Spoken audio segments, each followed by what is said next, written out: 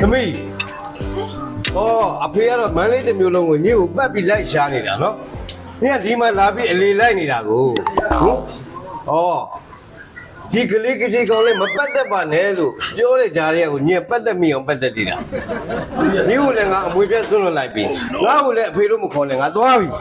အဖေတတိရှင်းကြ မရှင်းပြနဲ့တော့သွားပြီမရှင်းပြနဲ့တော့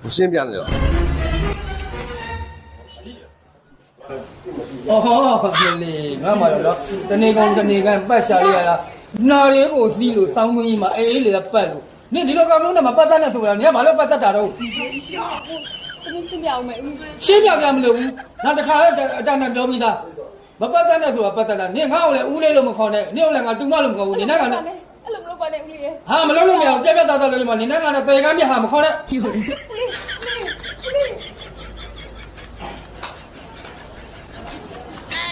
အော်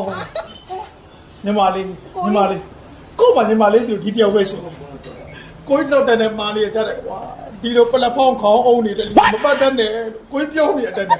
ကိုညီမလေးပတ်သက်ကိုကြီးပါတော့လေညီမလေးပြောလို့လမ်း60ကိုတိုက်ရှာရတယ် ဒါတော့ညီမလေးကမထိုင်လို့လဲကိုရဲ့ ကျမကြီးကလမ်းလေးများထွက်ဆောင်ချင်မလားလို့ပေါ့နော်အရှာတာမတွေ့ဘူးလက်ဆက်တော့ညီမလေးပခုတ်ဘူးသမင်းဆိုင်တစ်ကိုရောက်နေတာဟုတ် ညီမလေးရှင်းပြပါမယ်ကိုရဲ့ မရှင်းပြနဲ့မရှင်းပြနဲ့ဒီလိုကောနဲ့မပတ်သက်တဲ့လို့ကိုကြီးတော့တန်တယ်မာထားတာဒီလိုကြည့်လိုက်အယုတ်ကနှခမ်းဘူးရကန်းကားဟမ် တော့မကားလာကြလို့ ဟာတော့ဟာကားတယ်ဆိုလှတယ်ကောင်မလေးကလှတယ်ဖွေးပါကောင်မလေးကလှလို့ထားခိုင်းလို့ထားတာလားကျနှစ်ဘူးကလည်းပြောင်းသေးတယ်အေးအဲ့လိုနှစ်ဘူးပြောင်းတဲ့လူကြီးကလေအတနာတွေကနေတဲ့ရောက်နှစ်ဘူးပြောင်းတယ်အဲ့ဒါဆရာကြီးဥပုံညာရေးထားတယ်နော်ဘာမှမသိဘူးနော်အေးနေဒီကောင်နဲ့ပတ်သက်မှာမလား အဲ့လိုမဟုတ်ပါဘူးကို ဘ ရဲ့ လုံးမအောင်မပြောနဲ့နင်တော့ဘာတစ်ခုမှမပြောနဲ့အေးနေအဲ့ကောင်နဲ့ပတ်သက်နေပြီဘရောမငါအကိုကြီးလို့မခေါ်နဲ့ အဲ့လိုမဟုတ်ပါဘူး ခေါ်နေတာမရှင်းပြနဲ့ ကိုကြီး တော်ပြီနေတင်ကနေပြီဒါပဲဟာ မစားနဲ့တော့ကွာ အမ မောင်လေး